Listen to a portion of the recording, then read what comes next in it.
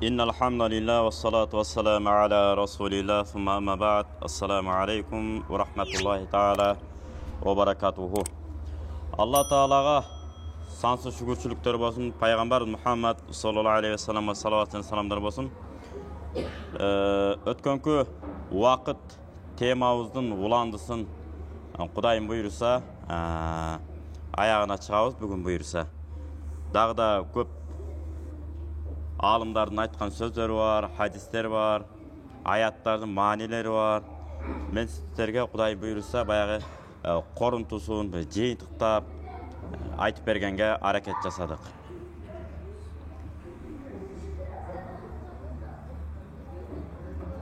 Öte bir keremet aytılgan söz var eken.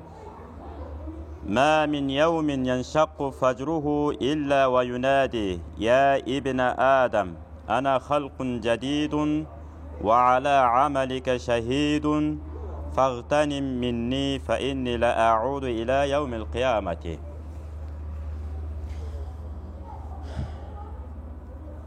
Her bir taң artkan sayın oşol taң mintip çakır salatkan. O adam balası men bir жаңы жаралган күнмүн. Жаңы жаралган күнмүн. Жана сен жасап аткан амалдарыңа мен күбөмүн. Күбөмүн. Menden пайдаланып калгын. Мен кайра дагы келбейм. Бүттү. Деп ошентип күндө өмүр сүргөн сайын таң атқан сайын ошол таңымыз бизге кайрылуу жасап турат экен. Менден пайдаланып кал, мен эртең кайра келбейм, бүрсү күнү келбейм. Бүттү, ушу менен пайдалансаң пайдаланып кал, пайдаланбасаң жок деген мааниде. Ибн Ражаб Хамбали мазхабында болгон, Ибн Ражаб деген бир алым өткөн. Ушу киши да айтат, ушунчалык убактысында кызганган катуу бир алымдар болгон. Bir de vaktısın tekke getirbey, her bir vaktısın tuğra paydalanıp, kala verse daaratkanaga girip atkanda, çıkıp atkanda da vaktısın tekke getirgen emez. Oşonun birösü, bir alımlardan birösü şunday olan eken, İqra fil kitabi warfa' sawtaka hatta asma' dep. Sabagыңды maga tapşırı vergin, үнүңдү biyik okup. Men daaratkanada turganda dagы kulagım sende olsun. Çıkkandan keyin to'g'ra emesin men öz moңду aytıp koyom dechken da. Ушунчалык вактысын кызганган. Mana ошондуктан бул алымдар миңдеген шакирттерди чыгарып, нечен деген томдогон китептерди жазган алымдар ушундай болгон экен. Күнү-түнү китеп жазып, күнү-түнү шакирт өстүрүп, günü-tünü eller menen bağırlaşıp.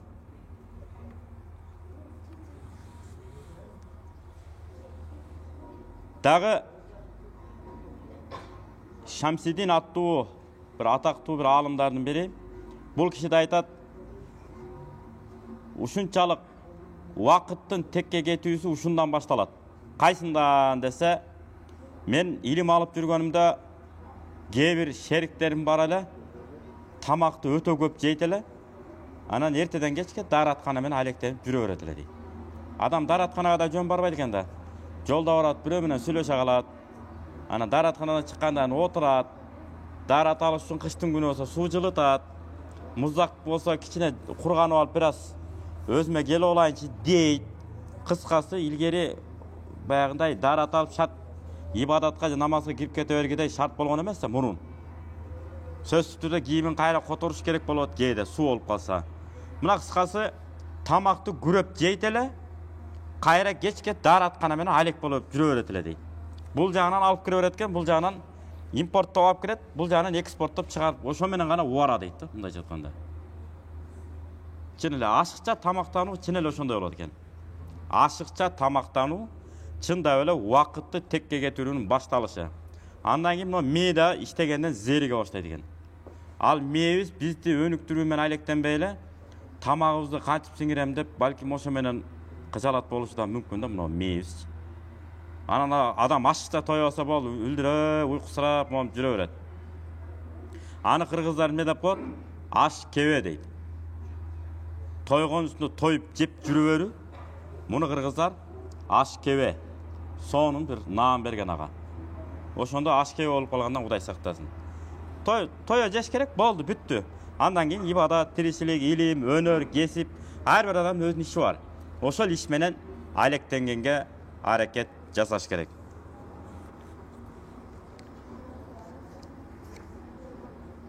Ушунчалык тамактанат эле дейт.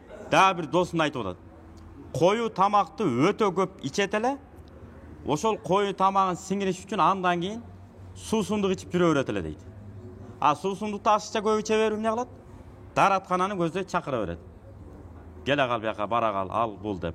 Мына ошондуктан замандын, убакыттын ар бир убактысын, мөөнөтүн дегеле баалай билишибиз керек экен. Баалай билбесек бүттү. Ошон үчүн муну да кыргыздар эмне деген? 30-ында орогор албаган, 40-ында кылыч чаба албайт дейт. Ошон үчүн мына жаш кезде, курч кезде мына жаш балдар бүгүн көп келиптир, жумага Алла ыраазы болсун. Ушул жаш балдар илимди, билимди жаштайынан үйрөнүп, калыптанып алган болсо, Кудай буйруса эртеңки күнү зыңкыйган, бакыйган элибизге, журтубузга кайсыл илимдин, кайсыл өнөрдүн, кайсыл кесиптин ээси болсо, ошол өнөрү менен, кесиби менен, илими менен кызматын өтөй берет. Ошондуктан бизде өткөндө да айтканбыз, дагы бир жолу айталы. Бизде келмени келтирип, намазга киришүү менен биргеликте адепти биринчи үйрөткөн, илим алуудан мурда. Анан адеп менен адам калыптанып алгандан кийин, ыймандан кийин бүттү, кандай илим, кандай өнөрдү үйрөнсө дагы эч качан эмне болбойт, чектен чыгып кетпейт экен. Устаттарын четке какпайт, туугандарын четке какпайт, аталарын четке какпайт, комшу кололорун четке какпайт. Мурдагы заманда айта бересиңерби? Азыркыны айткылачы, азыркыны сүйлөсөңүз, азыркыны деп сүйлөп койгон, адеби жок, тартиби жок, жаш муундардагы кээде пайда болуп калышы мүмкүн болуп атат. Көрүп атабыз аларды. Ошондуктан атанын, бир туугандардын көңүлү катуу сынып калса бүттү. Ошон үчүн пайгамбарыбыз эмне деген? Кимдин ömүрүнүн узун болушун кааласа, бир туугандар менен сый болсун, бир туугандар менен мамилесин күчөтсүн деген. Мына ушул адептин, маданияттын башталышы монтип мечиттерге балдарды ээрчитип келүү болгону бир шарт менен. Сүйлөбөй олтуруу, ойнобой олтуруу, намаз окуп аткандарга жолтоо болбойм, жолтоолук кылбайм. Ошо пайда зыянды ажыраткан маалдан баштап ээрчитиш керек. Эгер андай болбой турган болсо, намазыңыздын ыхласын кетирет, жаныңызды аларда кыжалат кыласыз, ушу менен болбой калат экен. Мечитке бейшеп кылбай турган, зара кылгысы келсе, ата же ага, мен эшикке чыгып дааратканага барып келейинчи дегенге жарай турган, ак караны ажырата ала турган. Анан ошол менен катар эле мектебинде жакшы окутуңуздар. Мектептин двоечниги 2 менен окуган, динди деле түшүнүп кыйратпайт, дайыма эле айтып келебиз. Мектепти жакшы окуган бала, Кудай буйруса, динди болобу, мамлекеттик окуу жайлар болобу, кандай өнөр, илим, билим болбосун, бардыгын терең өздөштүрөт. Кала берсе, атын унутуп атам, мына орус билет болушуңуздар керек. Орустардан бир окумушту чыккан. Жаллаң ушу түрмөгө түшкөн, тентек кесилген балдарды окутуп өстүргөн. Болгон окуя бул. Эмне үчүн десе, тентекти кылганга дагы буга кругозор керек, мээ керек буга деле, жөндөм керек. Жалаң ушу мээси иштеген, бирок тескери жакка иштеп калган далар, багыт жоктуктан. Ошол жакка түрмөгө кирип кеткен булар адамдык сапаттан, катардан чыгарып койбошубуз керек. Булар да Кудай буйруса, эл менен аралашып жашаганга акылуу, акысы бар.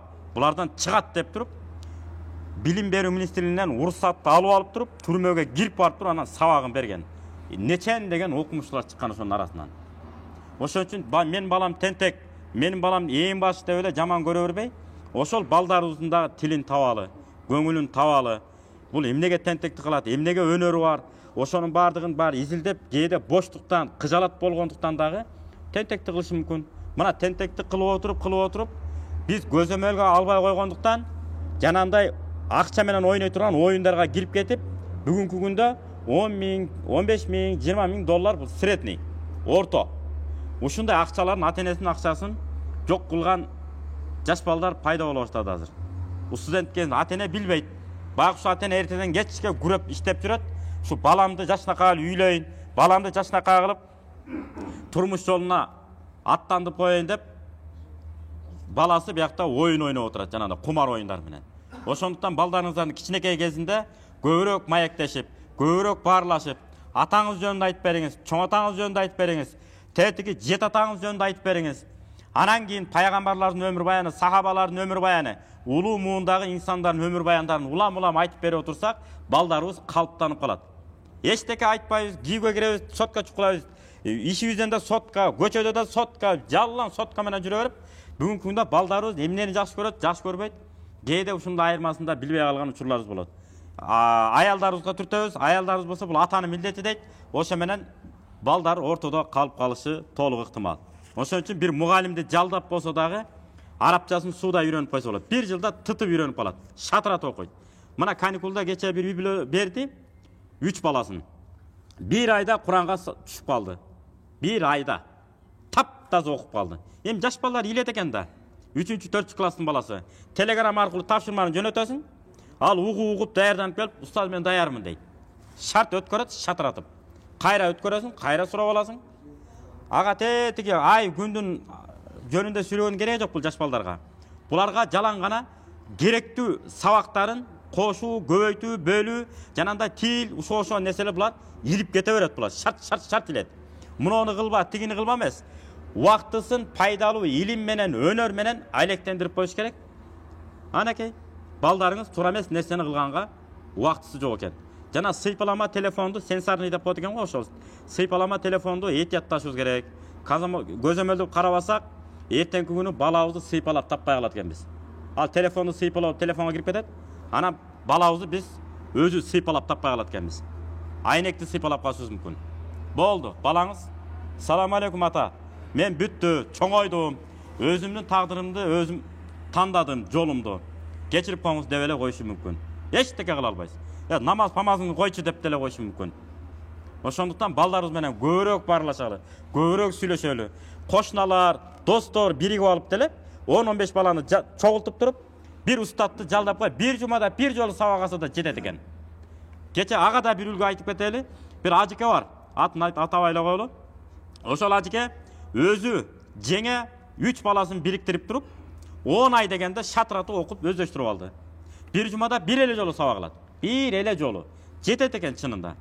Кээде балдардын айтканын жасай берип, балдарыбызга биз өзүбүздүн ултиматыбызды койгонду да унутуп калып атпайбызбы?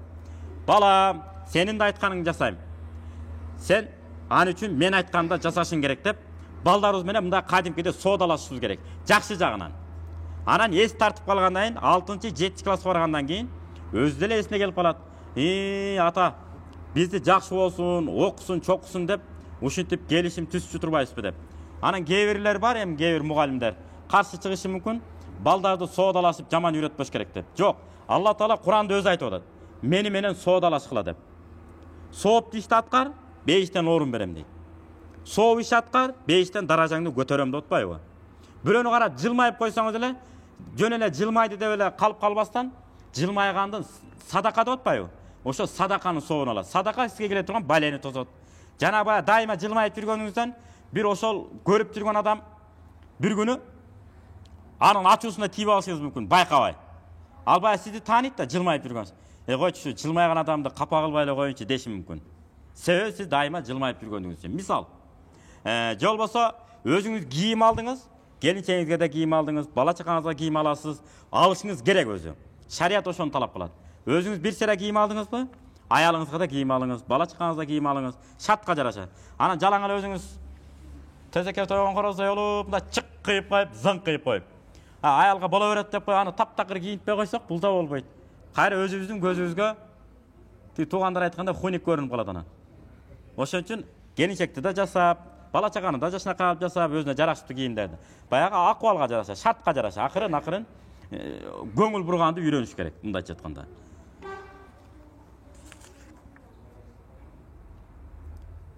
Bir akın ırsap menен aytkan eken vakit boyunca. Ezanul mer'i hina tiflu ya'ti ve ta'khiruka as-salâ ila'l mamâti. Dalilun ala enne mahyahu yasir kema beynel adani ila's salati.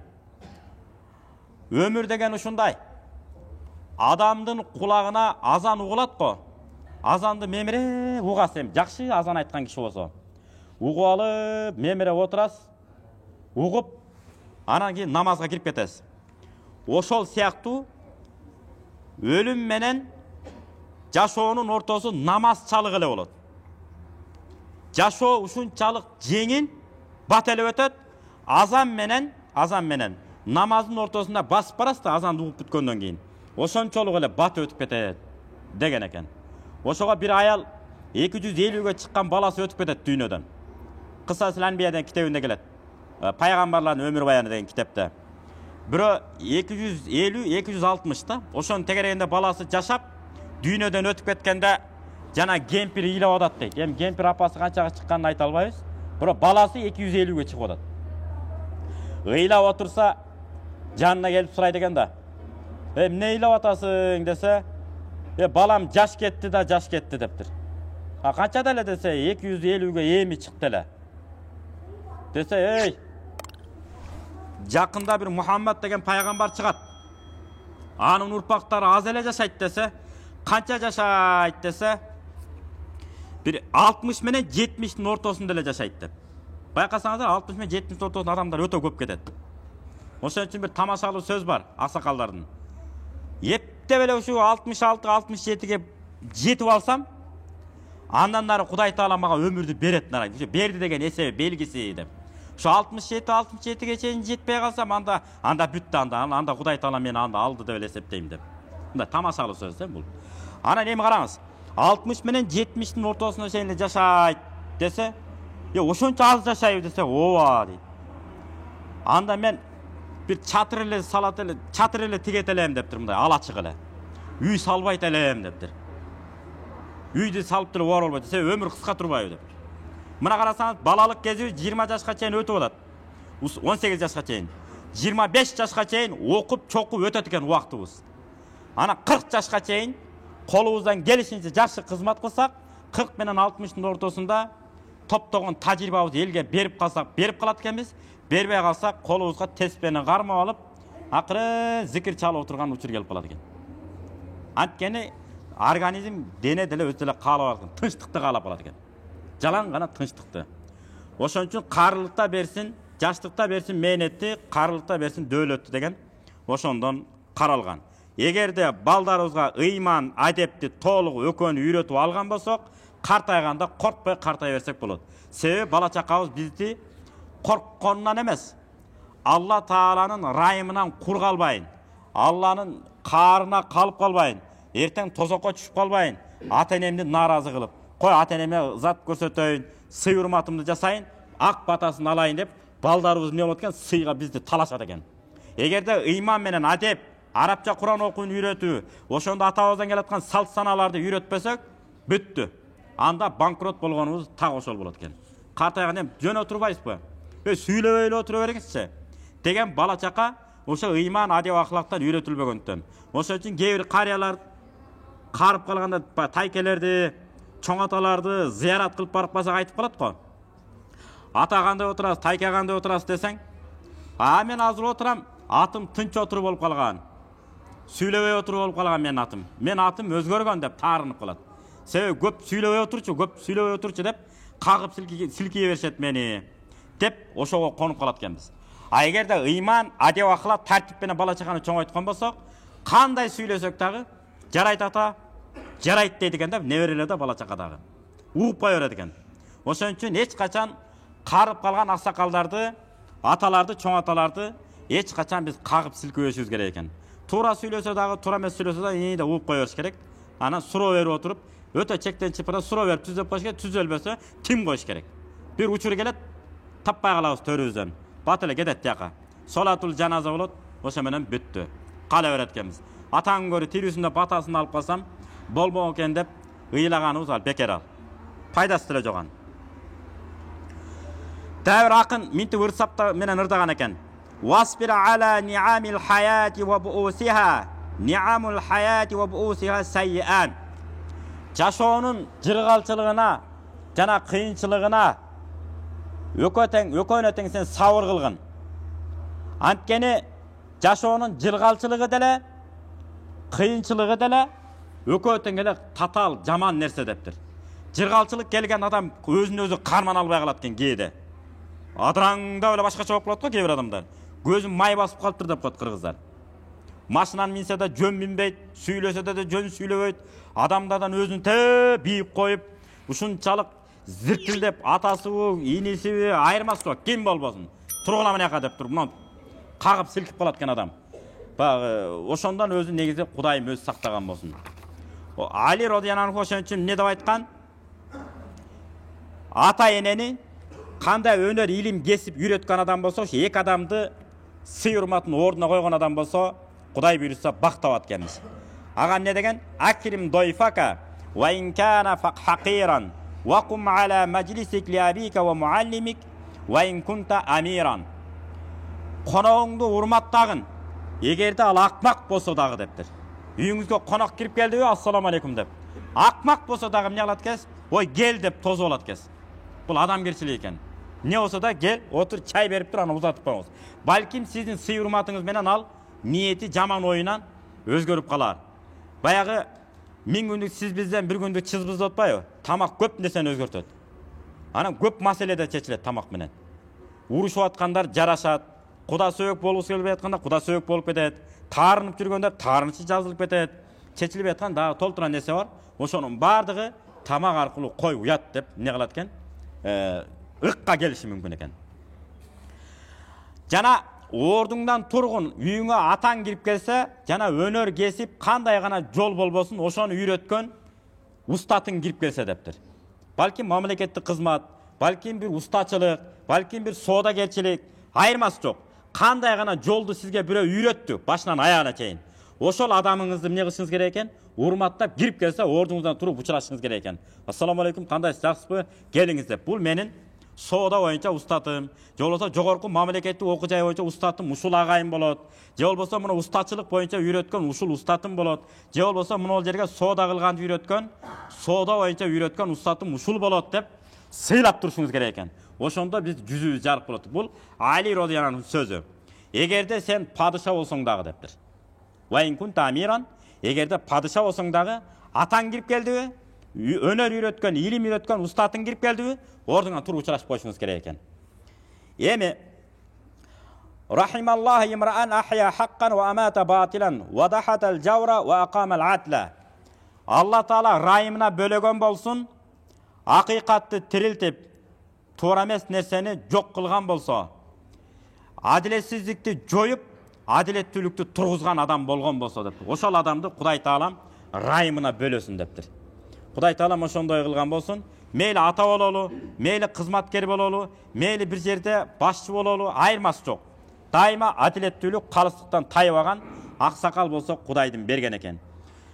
90-жылда мурункуларды биз көргөн жокпуз. 90-жылкыларды көрүп калдык, 80 менен 90 ортосун. Сакалдарым киндигине, көкүрөгүнө чейин түшкөн аксакалдар болор эле. Мына аталарга сиздер даана көргөнсүздөр. Ошондо аксакалдардын кадыр баркы эмне үчүн күчтүү болгон деп кече жакында сөз болду ушул боюнча. Көрсө ал аксакалдар салт сана, санжыраны гана сүрүп отурган экен. Салт сана, санжыраны ана калыстыктан тайган эмес. Ошон үчүн биз дагы тарыхый китептерди терең окуп, адабий китептерди терең окуп, анан салт саналарды сүрүп, санжыраларды сүрүп, анан кийин пайгамбарлар жөнүндө өмүр баяндарды айтып берип, анан кийин улуу инсандар жөнүндө сөздөрдү айтып берип отурса, чай ичкен жерде көпчүлүк болгон жерлерде. Анан калыс болсок, дайыма калыс. Кудайдын берген экен. Жалаң гана сыйда отурат экенбиз. Кой, үй бүлөлүк маселе чыгып калса дагы, кандай чыр маселелер чыгып калса дагы, ошол маселе болсо деле чуркап барып, эмне кылат экен? Баягы атага баралы, ошол аксакал чечип берет. Мисалы мен өзүм чоң атам ошондой болгон. Кайсы келини менен баягы инисинин балдары же агасынын балдары чыр болуп кетсе эле, чоң ата деп чуркап келип калышчу. Ошол калыс чечип берет деген да. Анан дагы бир акыркы муундарын көрүп калдык. Ким семейный маселе болсо айыл өкмөткө бара берчү го, билесиздерби? Ал убакта сельсовет деп койчу. Сельсовет анан урушуп анан көкөнү эмне кылып койгон? Жараштырып койгон.